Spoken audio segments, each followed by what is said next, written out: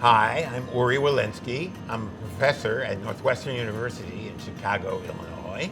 I'm here on the Star Ferry in Hong Kong.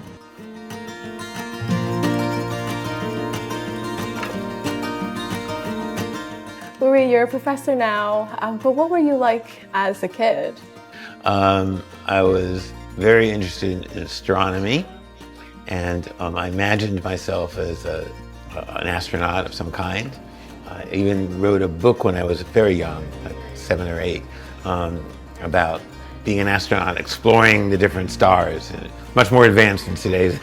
We could go from planet to planet and run into civilizations.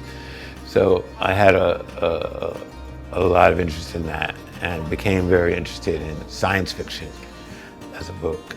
And one of my near neighbors, not right next to, but close, was a science fiction writer, a very famous one named Isaac Asimov. He was also a scientist and related it to how the science and the science fiction were connected. And that was a big influence on me. I really spent as much time with him as I could when I was young. I was also very into collecting butterflies. Like alive or dead? Alive. Okay. Catch them with the net, and then you mount them in a special way so they look best. I used to like tiger swallowtails, which is a kind of butterfly. And I made big boxes of collections of those. And it just seems to me to relate to the beauty of nature.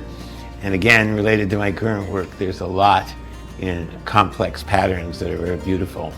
And you can generate them from a lot of random effects. So it's always a little surprising to people how beautiful they can be. And I think a tiger swallowtail is an example of something like that. So would you say your fascination with science and nature planted the seed in your career now? It was definitely an important seed. It wasn't the only one, but it was an important seed. I was also very, very into swimming, especially in the ocean. I love the water, I love the waves, and I became very interested in. Once I remember when I was a child, a wave hit me hard, and I got scrambled in the wave, and I came out both scared but fascinated. How did it do that?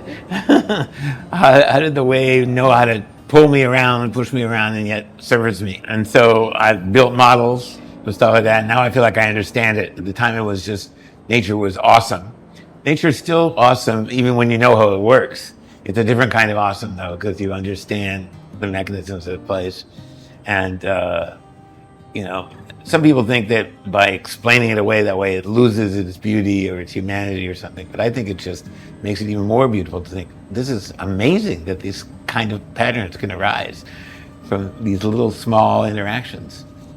This is later, my advisor, Seymour Papert, when I was in graduate school at MIT, he influenced me a lot by inventing this language called Logo, where kids could play around in. And they played around by moving a turtle. And so I built on that, and that was a very deep influence on me. I still miss him.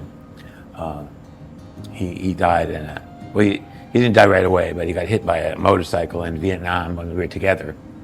And so I ended up taking care of him in Vietnam for a while before we flew on to America. And that made me absolutely sure to finish some of the work we were doing together.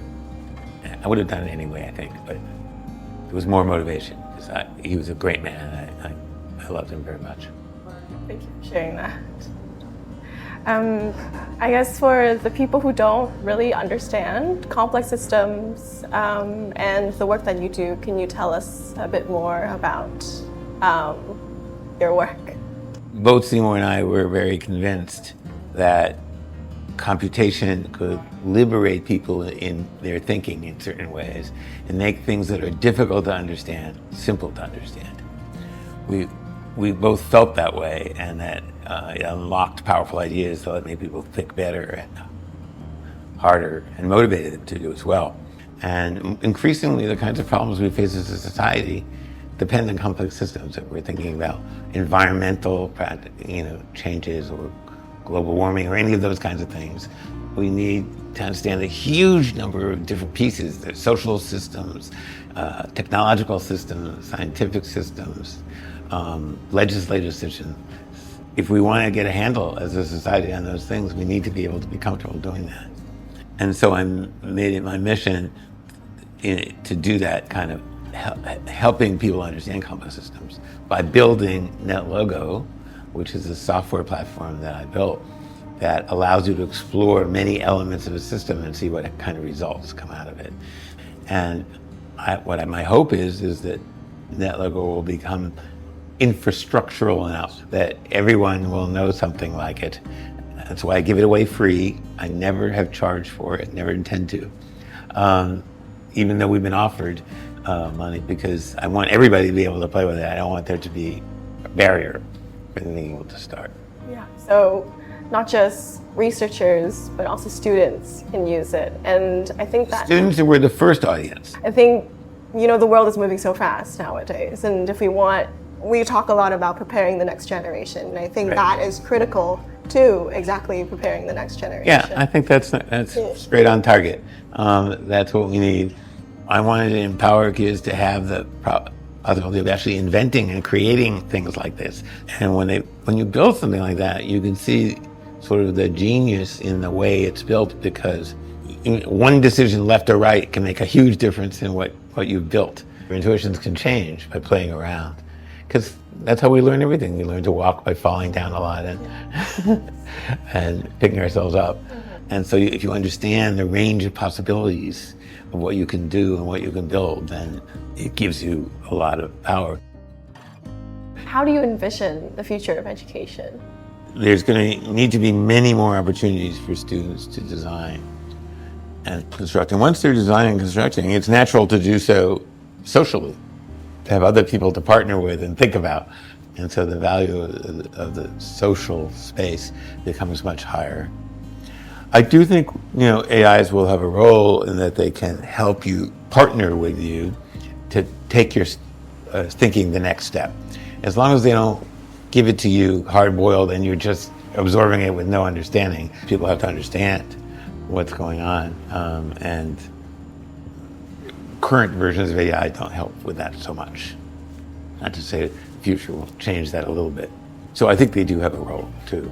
And I think that hobbyists, things that are play, can come much more into learning, because when you design things, it's always a form of play.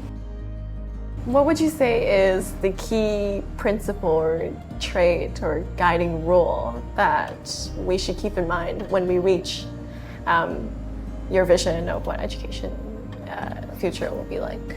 The world is changing all the time, so adaptability is a very, very important part of whatever it is that we do in education.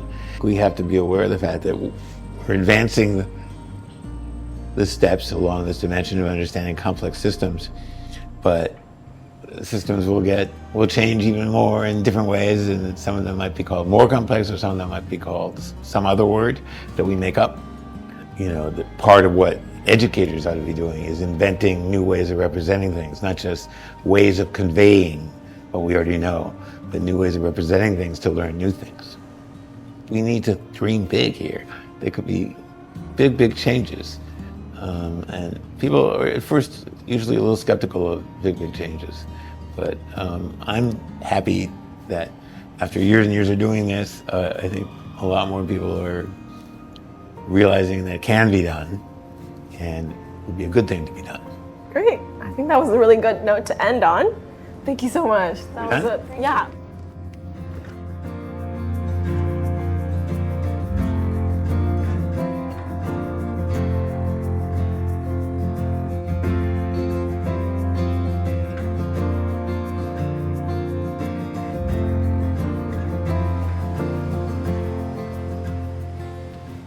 Thank you for coming along. Goodbye.